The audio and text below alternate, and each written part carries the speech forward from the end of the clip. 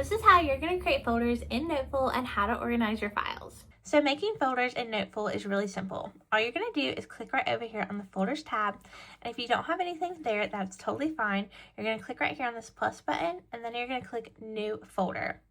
And when that pops up, you're going to have the option, you're going to have your folder here, and then you're going to have the option to name it, choose a color, and choose an icon. So let's just create a 4th of July stickers folder because I have a lot of those. So let's name them 4th of July.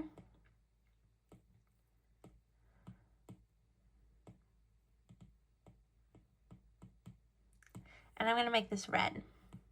Now I'm going to go down here and choose an icon. Now there are a lot to choose from. They do have a lot of options, but sometimes they're not like super seasonal. So if I put like firework, I'm probably not going to find anything.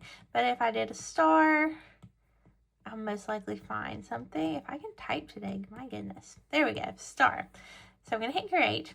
And now I can see when I drop this down, drop this arrow down, I can see my 4th of July folders here, and it has this little star icon, which is super cute. I love that. It's kind of like adding a little bit of decoration to your folders, and I love all these icons over here.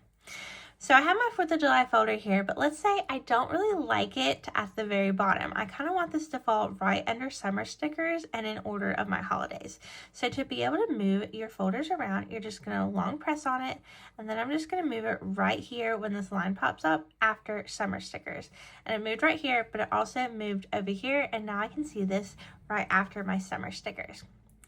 Now, so that's how you create a folder. Let me show you how to move things into folders. So I'm going to go back to my notebooks, and this is where I'm going to find everything that is in my Noteful. All of my Noteful files are going to be right here.